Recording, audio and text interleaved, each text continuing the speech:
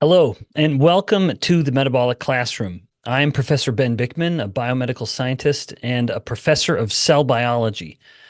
Today's topic is just a perennial favorite, if you will, where this is a topic that people seem to think about and worry about very often, very frequently, namely leaky gut. Enough with the long-winded introduction to today's lecture topic. Let's just get into it. As the name implies, of course, with leaky gut syndrome, we focus primarily on the gut. Now, just by way of appreciating the topic, there are only so many entry points for stuff to get from outside the body into the body. Of course, we have our airway. When we breathe things in, some of the things we breathe in can get from the airway down through the lungs and then actually move into the bloodstream. My lab has actually published a few reports on that. For example, there are fine particulates of a particular size that are small enough to get in through the alveoli, the lining, the small kind of functional unit of the lungs. And when they get in, they can cause problems. The skin, of course, is also a barrier that can allow things to move into the body. This is one of the reasons why, although this is a topic for another time, I am so appreciative of the things we put on our skin and kind of always ask myself if what I'm putting on my skin right now, is this something I would put in my mouth? Because whether we want to admit it or not, it sounds a little bizarre to say it that way, but a lot of those things that we put on our skin can move in. So those are two of the three. And then, of course, the most relevant and the one we think of the most readily is the gut itself. So the intestines represent the primary method or entry point for things getting from outside the body into the blood. Now, one final point about the intestines before we actually get into the topic really is that it's one thing for something to come into the mouth. Some of those things that come into the mouth will just stay in the intestines and then come out of the intestines at the back end. That hasn't really gone into our body. Now you're saying, well, what do you, of course it's in our bodies. Yeah, kind of. You could think of the human body in a sort of general and maybe even dumb way as a tube, that if something goes in the top of the tube and just comes out the bottom of the tube, was it really in the body? Did it actually get worked into the body? No, I would suggest it didn't. So when we talk about leaky gut and things moving into the body, I mean that it actually, in this case, is moving from the tube of the intestine into our blood. So it has to get through those layers or the gateways, because the gut does act as a gateway in the body. So to understand leaky gut, we appreciate its remarkable structure, where as the digestive organ in the body, it is so important at deliberately and in a controlled way moving nutrients, macronutrients, the main kind of calorie sources and building blocks of the bodies, proteins being building blocks, calorie sources being fats and carbohydrates, but also micronutrients like all the minerals and vitamins that we need in order to be healthy. All of that is moving in to the blood from the intestine. But of course, there are lots of things that shouldn't come in. There are a lot of things we may breathe that we don't want to come into our blood. There are a lot of things, in particular, people put on their skin that they don't want coming into their blood. So too, there are things that get consumed or are already living in the intestines, in particular, which we'll talk about, that that might be fine in the intestines, but do not belong in the blood. So in order to keep all of this, to keep things in their proper locations, the gut lining, or the lining of the tube that is our intestines, it consists primarily of a single layer of a specialized type of cell called epithelial cells. Now, we have epithelial cells in various other parts of the body, including the three entry points I mentioned earlier. Skin is epithelium, the airway has epithelium, so too does the gut. Now, other places do as well, like reproductive tracts, the cardiovascular system. So we have other epithelial cells, but basically, if you can think of something that needs to have a lining to it, that's going to be epithelial cells. Now, the epithelial cells are interesting because of their structure. Not only their structure them with each individual cell, that's not actually what I'm referring to, but how they act as neighbors, where epithelial cells form what is famously called tight junctions. So as I'm awkwardly acting this out here with this little boom mic here, you can see here I have two epithelial cells. And these two epithelial cells on their own are doing what they need to do. But in order to do what they need to do, which we'll talk about, they are tightly bound together. There are myriad proteins that ensure that these junctions are very tight. And in fact, that is what they're called, these tight junctions. They're supposed to be tight. The reason those junctions are supposed to be tight is that we want to ensure normal intestinal transport. So let's get into that, and then we'll talk about when things go wrong. So normal intestinal transport with normal conditions, normal health of the gut, nutrients, like I mentioned earlier, macronutrients like amino acids, glucose, fats, those will get absorbed through the epithelial cells. So if we go back to my two fists that were acting as epithelial cells bound together, when macronutrients and micronutrients, again, minerals and vitamins and things, when they are coming from the gut into the blood, they do so through what's called transcellular transport. In other words, the epithelial cell will see this molecule, the macro or micronutrient, recognize it as being an appropriate fit, and then will allow it to come in. And when it does come in, it comes in through different transporters or channels. Those are terms that you think are the same, but they actually are used pretty distinctly. So there are transporters and channels that will allow these things to come in. And in some instances, there is this vesicle movement. But regardless, the epithelial cell will say, okay, I recognize you. You can come in. It's almost acting like a bouncer where these things are trying to get into a club. Not that I would know. I've never gone into a club in my life, having lived a very unique life, if you will. But nevertheless, the molecule is allowed to enter because the epithelial cell has doorways or entry points designed for it. But in order to do this, of course, in order to control what comes in, the epithelial cells work together to ensure that there's not a back door, there's not some sneaky way, a back alley for these molecules, for molecules that are not supposed to get in, to actually get in, to slip through. And that brings us to the next point, which is how does it look when things are slipping through? When transport of molecules is compromised. So when the gut gets a little leaky or permeable or more porous, if you will, where things are now coming in that shouldn't be coming in, it's because the tight junctions between the epithelial cells have become weakened or damaged. This then leads to a type of transport called paracellular transport, not transcellular. It's not going through the cell anymore. Now it's going between the cells. So the molecules that we'll get into some of them now are passing between the cells.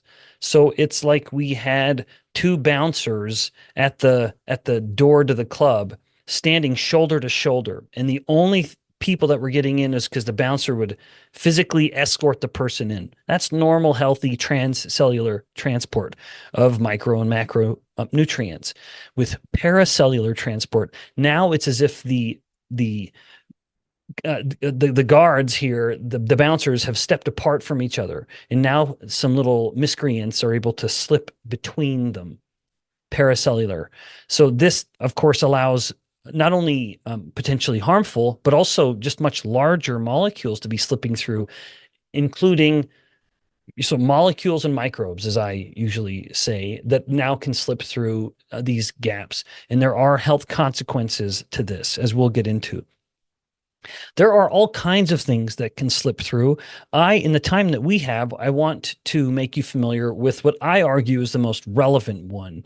And it is, coincidentally, a molecule that I've studied and published on fairly extensively, particularly during my fellowship many, many moons ago. So that molecule, the perhaps most famous and relevant molecule that slips through with leaky gut is a molecule called lipopolysaccharide. Generally, we just abbreviate this as LPS. It is a large molecule that's actually a component of the membrane of a particular family of bacteria that are inherent in the human microbiome called gram-negative bacteria. Now, it should not imply that they're just uniform villains. They are part of the microbiome and indeed part of a healthy microbiome. However, they belong in the gut, and their surface cell membrane molecules like lipopolysaccharide, which is one way of how they identify each other, they belong in the gut as well, not in the blood. So with the LPS now, it starts to act it's often referred to as an endotoxin because of its ability to trigger very strong immune responses when these bacterial cells break down and release the LPS. And then it's now normally, ideally, this LPS would just be eliminated with feces, just the process of moving waste through the intestines. However, when it gets into the blood, because it's enabled to slip through or between the epithelial cells, now it's creating a problem. So the source, as I noted, for LPS is from the gut, and you can measure LPS in the plasma. I've done this. It's not hard to do. Labs can do this when you get your blood drawn, although it would be an uncommon request. But it is common enough that almost everyone will have some degree of LPS in their blood. We, of course, just want much less.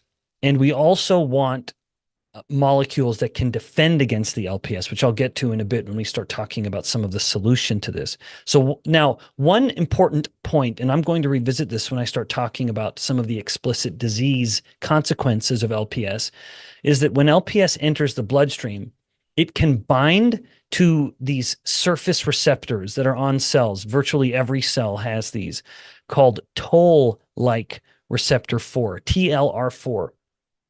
Generally, these are thought to only exist on immune cells, and while they are certainly heavily present on immune cells, they do exist on other cells as well, like muscle cells, liver cells, fat cells, etc. And then when LPS has bound to TLR4, it will then initiate a series of events within the cell that we could generally just referred to as an inflammatory cascade. Now, when you think about inflammation in this case, we have to be a little careful because often when people think of inflammation, and I realize we're still talking about leaky gut syndrome, but this is a consequence of leaky gut. When we think about inflammation, we often want to think about a big, red, angry, swollen wound.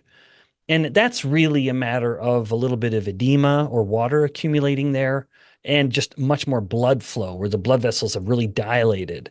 That's all part of the classic or prototypical inflammatory response. But there is what starts to happen with leaky gut syndrome, and to a lesser degree with other scenarios, just like obesity, the person has a chronic inflammation, but it's subclinical. It's low grade. It's a low grade systemic inflammation. So if the person went in and got a blood test and measured LPS and C-reactive protein and TNF alpha and interleukin 1 beta, these pro-inflammatory proteins called cytokines, they would be high. If they measured this inflammatory panel of markers, they would be elevated. Now, not elevated to the point that the person has an overt illness, not that they have a cold or a flu, or let alone an autoimmune disease. However, it's not where you'd expect it to be in an otherwise healthy person. So that's why it's often referred to as subclinical. It's not that they have, or in the most extreme instance, they would call it sepsis. Sepsis is when there is just this massive inflammatory reaction going on in the body. Another way of describing this, or that has been described in the research on this topic, is metabolic endotoxemia. So earlier I'd mentioned that LPS is referred to as an endotoxin. Toxin because it's capable of initiating an inflammatory response, and endo because it's within the body. And so metabolic endotoxemia starts to touch on this idea. Anytime you hear the suffix emia, by the way, that means in the blood. So that just means that the LPS is coming into the body through this leaky or permeable gut, and now it's increasing inflammation throughout the body. So that is, as we now move on to some of the consequences of leaky gut, and also consequences of LPS, which is the most famous consequence and manifestation of leaky gut, we can go through these. And the first one being just the systemic inflammation that I mentioned earlier. When the endotoxins, LPS being the most abundant and relevant, enters the bloodstream, they trigger this low-grade inflammatory response, which then increases the risk of myriad cardiometabolic diseases.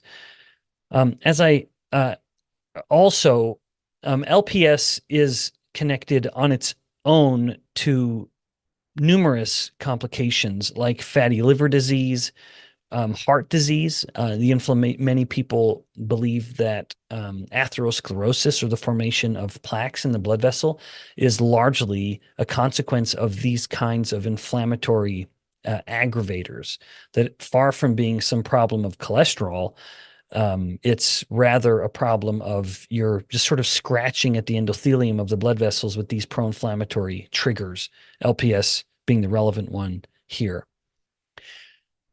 Now, let me maybe just reiterate one final point before we start talking about some of the triggers for this. When LPS goes up, it activates TLR4, and this does in fact conclude a thought that I was kind of long-windedly getting around to earlier, which is when we think of inflammation, we think of the big red, swollen, angry wound, and yet you can have cells that are not at all involved in inflammatory responses, like muscle cells, that also have this. In that instance, it's not that when LPS comes and binds to TLR4 on a muscle cell, it's not accurate really to say that the muscle cell becomes inflamed. However, that same pathway of events, when LPS comes and knocks on the door, TLR4 being that door, what it's telling the muscle cell to do will have some redundancy with what you would see in an actual prototypical immune cell, like a macrophage. So it's the same pathway and process, although the macrophage would take it further and then have a different overall response. But what would be in common is that both cells would become insulin resistant. That's work that I've done pretty extensively. So think about the LPS promoting inflammation, and then the inflammation, or that inflammatory pathway, to be a little more precise, causes insulin resistance. And then, of course, with insulin resistance, you now have gone through the gateway of all of the plagues of prosperity, but compounded by the overt inflammation itself, also contributing to problems. So take, for example, atherosclerosis. You may have insulin resistance now promoting some degree of vascular pathology, where the blood vessels aren't dilating very well. They're very narrow, so blood pressure is very high. That can damage the blood vessel wall, but then you combine that with the LPS that's circulating, causing inflammation. Now you're making a problem even worse. All right, now let's shift gears and talk about some of the dietary and environmental triggers that can exacerbate leaky gut, because after all, diet and lifestyle play an enormously relevant role in maintaining or disrupting the integrity of the gut barrier.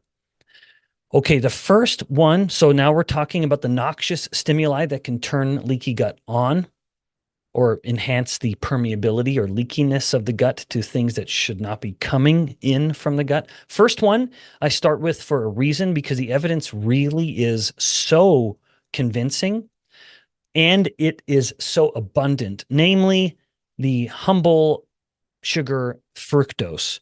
So fructose is a powerful stimulant at compromising the gut membrane.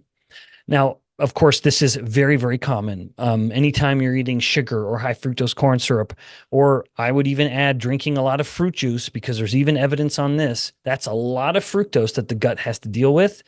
And fructose has been shown to alter the tight junctions in the intestinal epithelium. Indeed, it has been shown to do so through a few distinct mechanisms. First and foremost, and there'll be a link to this in the show notes, Guo et al. In 2021 found that fructose consumption can decrease the expression of some essential critical tight junction proteins. There are three in particular. Fructose has been shown to compromise the expression of ZO1. That is the letters ZO1. That's an acronym. ZO1, occludin, and claudin. They have some similarities in some of the terms, although they're all spelled a little differently, just to make things extra confusing. But again, what Guo et al. In 2021 found was that fructose reduced all of those junction proteins, ZO1, occludin, and claudin. That, of course, weakens the intestinal barrier, increasing permeability and allowing harmful substances like LPS to move from the gut into the blood. Second, fructose can change the composition of the microbiota, leading to some imbalances of the microbiome that can promote intestinal inflammation. This can indeed include increasing the population of the gram-negative bacteria, where what was once a nice, quiet component of the very busy microbiome becomes a very rowdy, obnoxious group because there's just so much more of it. That was work, again, we'll have this linked in the show notes, from Zhang et al. In 2021. Also, one final mechanism that fructose has been shown to increase intestinal permeability, aka promote leaky gut syndrome, is that it can promote oxidative stress, which contributes to the compromising the function of those junction proteins, ZO1, occludin, claudin 1. And then with that degradation comes this more porous epithelium, or what should be a tight barrier now has all these gaps in it. So fructose is a very important contributor to compromising the permeability of the intestines. Also, as we have just started this laundry list of noxious stimuli, polyunsaturated fats can do this. In fact, in a little bit, I'm going to talk about a specific study. So I'm just going to grease the skids a little bit with this refined seed oils, and we'll revisit the topic in a moment. So while there are some, of course, polyunsaturated fats that are considered essential, namely the DHA and EPA, the omega-3, if there's an imbalance in the consumption of omega-6s and omega-3s, and there is, that has been shown to contribute to gut permeability. And just to be very, very precise, the excessive consumption of the omega-6 fats is compromising the integrity of the gut barrier. And again, I'm going to highlight a study in just a few minutes that talks about this in more detail. But to be very clear, that is linoleic acid. That is the fats from refined seed oils. I don't blame refined seed oils for every ill. I think that we should have some caution, some temperance in vilifying this. But in this case, the evidence is pretty compelling. All right, gluten, of course. Now, not everyone responds to gluten poorly, but gluten, a protein that is in wheat and other grains, can be a significant trigger for leaky gut. Of course, this is relevant in people with a gluten sensitivity or outright celiac disease. Not everyone has this, but gluten can cause the release of a protein called zonulin. And zonulin regulates tight junctions. And so more gluten increasing zonulin, that can lead to increased intestinal permeability or leaky gut syndrome. Alcohol also can damage the gut lining. I know what you're thinking now. You're thinking, gosh, Ben, you are just singularly vilifying every indulgence. I don't mean to. There's still a lot of other things you can enjoy. But if you're worried about your gut, alcohol is another one you need to be careful with. Chronic alcohol use is particularly associated with compromised gut barrier function. Then the last one that I just feel compelled to add is not one we eat, but rather how we feel, namely that is stress. Psychological stress, and I would add the hormones that mediate that, such as cortisol, can weaken the tight junctions over time, once again increasing the permeability of the gut, thereby promoting the onset and progression of leaky gut syndrome. Okay, now at this point you may be feeling a little discouraged. I just listed all these things you enjoy indulging in, perhaps. There is some good news, but it would, of course, require the discomfort of changing some habits, perhaps. So the good news is that there are strategies that can help restore gut integrity and enhance and correct the leakiness and the permeability. So let's talk about some of those variables that can help promote a healthy gut barrier. First one is one of my favorite topics because I get to talk about fat, which I feel like I need to defend very frequently because I feel like it is very often or much maligned. Fat is vilified unnecessarily. There are two fats in particular I want to talk about, although one can fit within the general umbrella of the other. So firstly, small chain fats. or short chain fatty acids. Short chain fatty acids, especially butyrate, are produced generally by fermentation, but you can consume some. Some dairy products just can have butyrate right in it, but we can make it as well. And I'll talk about that more in a moment. But butyrate has been shown to be a very good fuel for the epithelial cells and can enhance, can strengthen the intestinal barrier by promoting the production of the tight junction proteins, like those proteins I mentioned earlier, ZO1, occludin, and claudin-1. So twofold benefit there from the short chain fats, promoting the expression of those proteins that help create the tight junctions and acting as a fuel for the epithelial cells, keeping them well fed and nourished. Now, the next, and these short chain fats actually fit into this, which is saturated fats. So I want to explore with you very briefly an intriguing study that sheds some light on the role of saturated fats in gut health. Now, most people, when they think about gut health and saturated, or just saturated fat in general, they think that, well, there's only bad things to say about saturated fat. Well, this article published in the journal Nutrients challenges that view. So the overview, the study generally was framed to understand how the different types of dietary fats, like, for example, saturated fats from dairy fat, polyunsaturated fats from corn oil, so that's omega-6, and monounsaturated fats, olive oil, affect the gut. And they found that the polyunsaturated fats, like those from corn oil, actually caused intestinal inflammation and broke down the barrier of the intestines. Saturated fat, in contrast, from milk, they looked at dairy fat, actually promoted a compensatory inflammatory response. In other words, it actually had a good or a healing response, promoting general intestinal recovery and healing, dare I say the word, although that nowadays makes me sound a bit hippie. Nothing about me is hippie, I assure you. And also it improved the gut barrier function. So it tightened up the barrier, the epithelial cells. So pretty direct evidence there. Again, just to really put a fine point on it, the corn oil it promoted intestinal inflammation and weakened the tight junctions. Saturated fats did the exact opposite. These fats from dairy. Now, dairy has a lot of different fats, and I'm an advocate of all of them. I think dairy fat is one of the most overlooked beneficial things we can eat. So the saturated fats from dairy fat were found to recover or heal the gut and tighten the tight junctions, so making them work even a little better.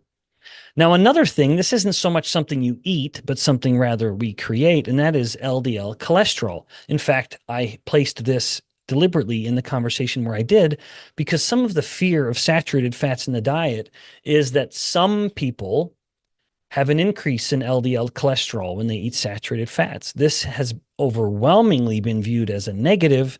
Let me suggest that in this case, it's a benefit. People don't, I've talked about this in previous metabolic classrooms, but in another world, in another timeline, if you will, in another part of the multiverse, LDL cholesterol would have been discovered and discussed as a hero of the immune system rather than an apparent villain of the cardiovascular system. In our timeline, in our world, LDL cholesterol is viewed uniformly as a villain that needs to be squashed at all costs and diminished to the lowest possible levels. To hell with the substantial global evidence, albeit correlational, but it's all correlational, that suggests people with the lowest LDL levels actually die more, including dying from sepsis and infections. So these serious inflammatory challenges, the person with the lowest LDL appears to have a very, very weak immune system, and that is generally part of what's going to kill them. In contrast, people with the highest LDL levels not only tend to live longer, but they also have much less fear of infections, let alone something as severe as a septic shock or sepsis. And that is because of what LDL does. This is why I suggest that rather than being viewed as a villain of the cardiovascular system, which I don't think is fair at all, it should be viewed as a hero of the immune system. LDL has on it these areas called LPS binding domains, where it literally can sense, it can scavenge LPS from the blood. So let's say that you've had a certain amount of LPS come in from your intestines, which is where it comes from. LDL will bind it, take it to the liver, and dump it into the liver for the liver to then dump it into the intestines, back into the colon, where it can be dumped, ultimately get out of the body. Actually, the liver would put it into the small intestine. Then it'll go to the colon and then out of the body through the bile duct on the front end. So LDL cholesterol, far from being this problematic molecule, when it comes to LPS, at least, is very, very beneficial. Again, this could explain why the correlational evidence suggests people with higher LDL have much lower risks of infections and inflammation, because LDL is literally binding, scavenging, it's searching for and binding to the LPS, saying, LPS, you naughty little child, I'm not going to let you wreak havoc in the body. I'm going to ground you. I'm going to put you in timeout, taking it to the liver and dumping it out from the body into the intestines. Now, final points about helping the gut barrier work better. Very quickly, fiber, so prebiotic fibers, so soluble fibers. The reason they appear to be so beneficial is because of what they get turned into. Whereas soluble fibers don't nourish the human body, they don't give us energy, the microbiome does get energy. And when the microbiome digests or metabolizes the soluble fiber, it actually turns it into short chain fats. So one of the reasons I think prebiotic fibers can be healthy is their subsequent production into short chain fatty acids. Now, one final note on that before moving on is that I think fiber is most important when a person's eating carbohydrates. If a person is generally eating very little carbohydrate or not eating any carbohydrate, then I think the need for dietary fiber starts to go down. As carbohydrate consumption goes up, the need for dietary fiber, soluble fiber in particular, I believe also goes up. Then lastly, probiotics and fermented foods, just populating the intestines with healthy bacteria, and then the products of fermentation, which again are short chain fatty acids, are going to be healthy. Now, one last point from a study that I just saw recently, the rare sugar allulose. There was a very neat paper published by Baek, B-A-E-K, I think it's a Korean group, in 2023. The title is a bit long, so I'll just give you the first part of it, but we'll have this in the show notes. Allulose enhances epithelial barrier function by tight junction regulation. All right, that's enough, although the title does go on. What they found essentially in their experimental models is that allulose increases the expression of the tight junction proteins, all of the ones I've already mentioned. Allulose increased ZO1 expression, occludin expression, and claudin-1 expression. And remember, those are the critical proteins, like the Velcro pieces that bring the epithelial cells together and keep them nice and tight, thereby helping reduce the likelihood of anything slipping through, reducing that paracellular transport. Independent of that, allulose was actually also shown to significantly reduce the inflammatory response from LPS. So remember, LPS is the main villain that we focus on when we talk about leaky gut syndrome, these things that are slipping through. LPS is the most famous of them. The allulose treatment reduced the inflammation. In fact, it was about by half. You can see when you look at the study, which will be in the show notes. All right, we covered a lot, and it is a relevant topic, so I really hope that today's lecture was helpful to you, understanding your own physiology and your own health. Perhaps there are some habits you need to engage in less frequently, or maybe there are some foods or practices to engage in more readily. Regardless, I hope the information has been helpful, but of course, it is only as helpful as it is implemented. So I really do hope that at any time you feel like you've learned something, as much as that gratifies me as your honorary professor, I really hope that it in turn leads to a change in behaviors where relevant. Until next time, thanks for tuning in. More knowledge, better health.